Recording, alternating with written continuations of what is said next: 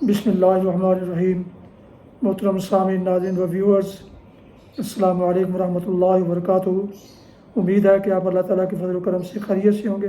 اللہ تعالیٰ آپ کو، آپ کے خانہ کو، آپ کے بچوں کو ہمیشہ اپنی حفظ و امان میں خوش رکھے، آمین۔ راہ ہدایت و نجات کے سلسلے کا ولاگ القرآن واریث اپنے یوٹیوب چینل بشیر رشیدی سے پیش کرنے جا رہا ہوں۔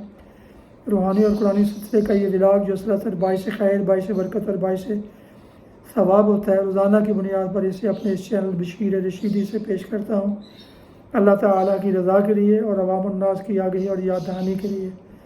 اللہ تعالیٰ میری یہ کاوش قبول فرمائے اور ہمیں اپنی ہدایات اور رسول اللہ صلی اللہ علیہ وسلم کے ارشادات پر عمل کرنے کی توفیق عطا فرمائے، آمین۔ شروع کرتا ہوں القرآن۔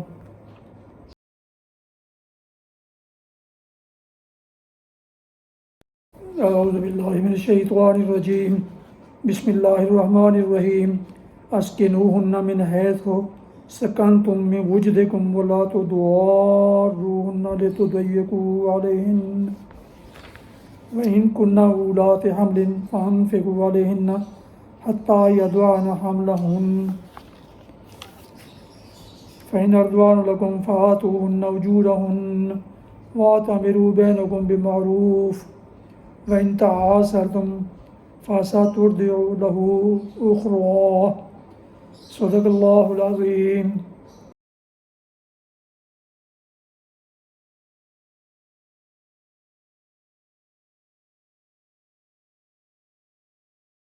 سورہ الطلاق کی آیت مبارکہ 6 کی تلاوت کے بعد اس کا ترجمہ۔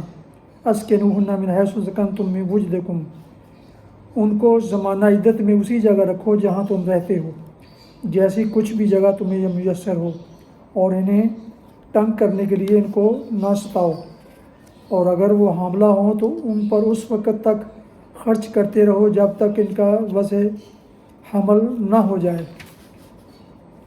پھر اگر تمہارے لیے بچے کو دودھ پلائیں اگر تمہارے بچے کو دودھ پلائیں تو ان کی اجرت انہیں دو، اور بھلے طریقے سے اجرت کا معاملہ باہمی گفت و شنید سے طے کر لو۔ لیکن اگر تم نے اجرت طے کرنے میں ایک دوسرے کو تنگ کیا تو بچے کو کوئی اور عورت دودھ پلا لے گی۔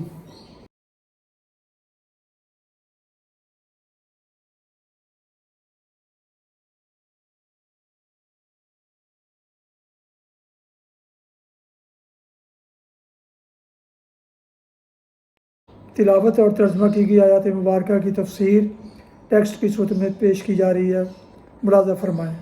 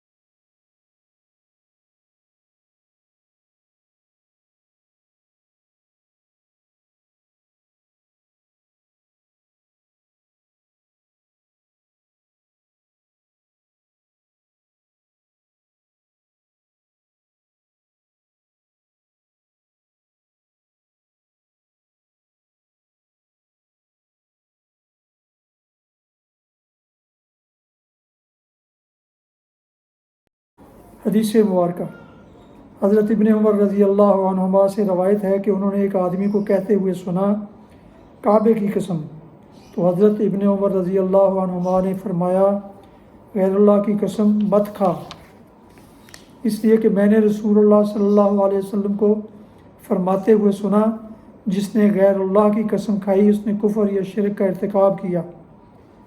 صحیح سنن ترمذی ابواب الایمان والنذور حدیث نمبر 1535۔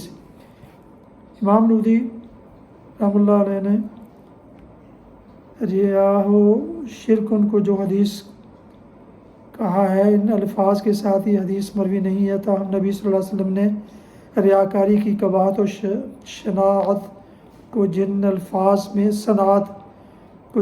سے بیان فرمایا ہے، اس سے مفہوم یہی نکلتا ہے کہ ریاکاری بھی شرک یعنی شرک خفی ہے۔ مثلا آپ نے فرمایا من صواب یرائی فقد اشرک ومن ضل یرائی فقد اشرک، جس نے دکھلاوے کے لیے روزہ رکھا یا نماز پڑھی بس اس نے شرک کیا۔ بہرحال غیر اللہ کی قسم کھانا نہایت خطرناک ہے، اسے اگرچہ بعض علماء نے سختی پر معمول کیا ہے جیسا کہ امام صاحب نے فرمایا، لیکن اگر قسم اٹھانے والے کے دل میں غیر اللہ کی عظمت ہے اور اسی عظمت کی وجہ سے وہ غیر اللہ کی قسم کھاتا ہے تو اکثر علماء کے نزدیک اس حدیث کے مطابق وہ شخص کافر اور مشرک قرار پائے گا۔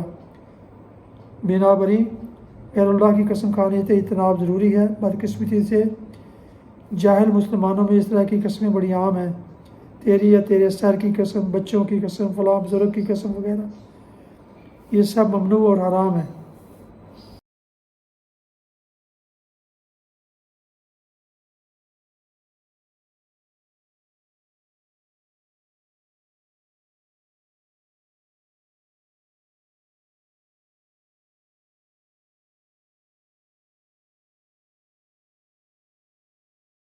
محترم ویورز، ناظرین و سامعین، ابھی آپ دیکھ رہے تھے اور سن رہے تھے راہ ہدایت و نجات کے سلسلے کا ولاگ القرآن و حدیث۔